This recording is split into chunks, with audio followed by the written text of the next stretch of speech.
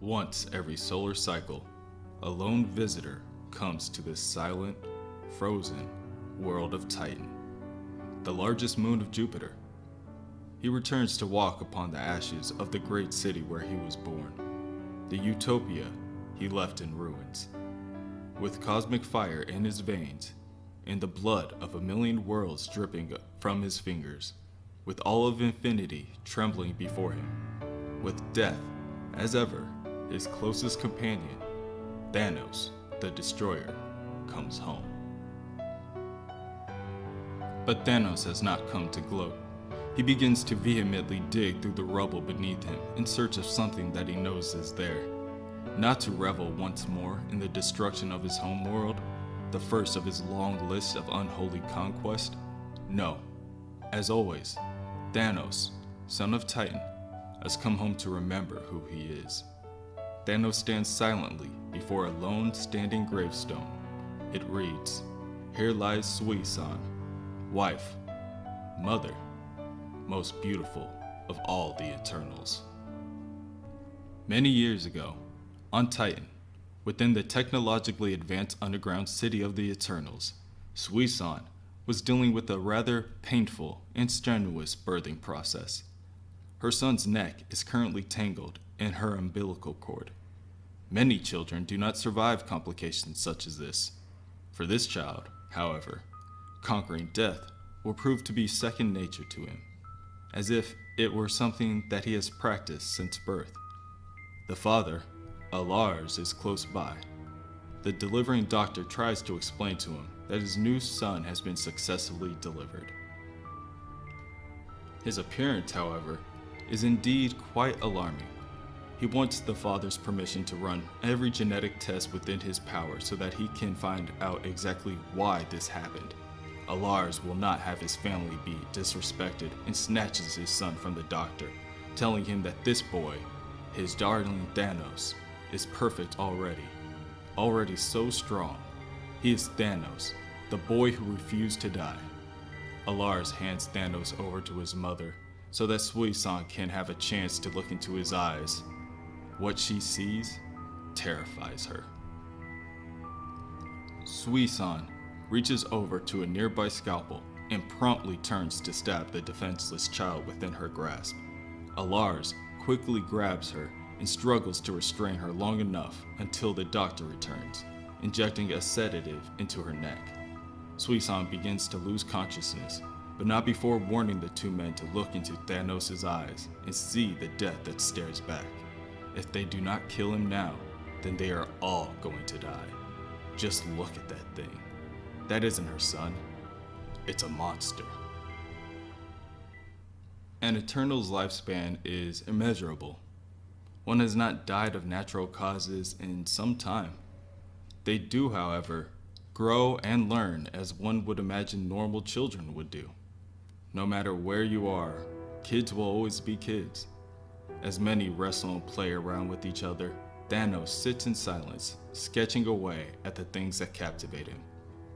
The other children have noticed Thanos because of his strange outward appearance, and when they approach to ask, Thanos replies that his unusual appearance is merely the result of a simple genetic mutation, nothing contagious, if that was their worry. Children find it hard to worry about what they see every day, but they do become curious. They know of Thanos. They know that he is Mentor's son. They know that he is the brother of Eros. Everyone says that he is the smartest kid in school. All that being said, their question to him is if he wants to play with them, or does he just do smart guy stuff?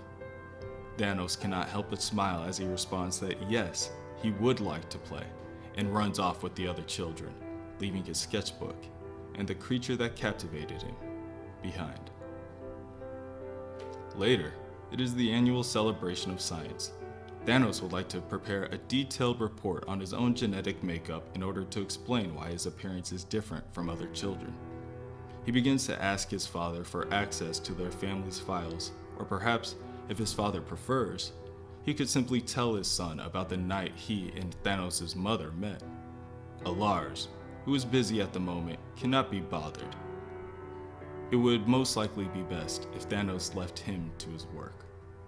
Thanos also spends time visiting his mother at the hospital. He tells her of his strange reoccurring dreams. He has been having the same dream every night for the past 4 years, and finds it rather strange. In his dream, he is a newborn only moments old, and that someone is screaming and trying to kill him with a knife. And other times, he sees himself as grown up, and he takes the knife and well, perhaps it's best not to finish that. He concludes that it is only natural for him to be perturbed by these dreams. That being said, the only natural solution to this will be to never sleep again. Anyway, Thanos came today to tell his mother about Cythera. Perhaps he will ask her to be his girlfriend. That would be nice. Studious students must do studious work. Even young, Thanos' advanced science and anatomy classes taught him about the fragility of life. His teacher instructs him and his classmates that on this day, they will be dissecting these green tails in order to identify their organs. The teacher admits that there will be blood, but that should not be any cause for alarm. These creatures died from natural causes. It is important to remember that they are studying to become scientists, not monsters. Thanos cannot hold his stomach and exits the room to vomit. A young girl with black hair approaches and tries to console him, saying that it is always rough the first time. Dissection. But like all things, it does get easier. Thanos interjects that he does not want it to get easier. He doesn't like to harm things. The black-haired girl then wonders aloud how Thanos will ever be a great scientist like his father, at this rate, keeping hold of sentimental mentalities such as that. Perhaps, she continues to wonder, what Thanos needs is time to think, a place to think, and she knows a special place that he will never forget. Thanos agrees to visit the area and takes his friends with him to explore. They all question Thanos on their surroundings. Dank caves such as these that rarely get explored is not a place for children to be congregating. But Thanos tells them that the jeweled formations in this cave are said to be incredible. With any luck, they will find some gemstones to take home.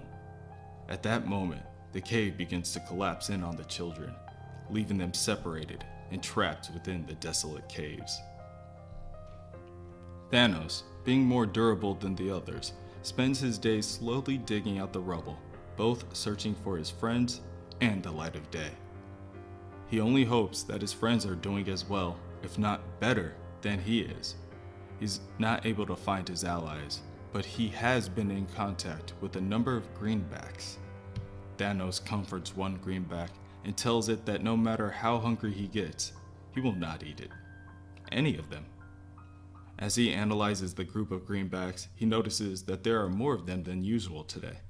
He must be getting closer to the surface. The greenbacks begin to scatter, and Thanos tells his newly found little friends to lead him on. The creatures claw through the rubble and shuffle through the cracks, leaving Thanos to force his way through the noticeably narrow spaces. One cluster of rocks feels unnaturally weaker than the surrounding area, and when Thanos leans on it, it collapses under his weight, and he falls into a large room of the cave. Inside the room, he sees many more greenbacks, all savagely scavenging on the corpses of a group of bodies huddled together for warmth.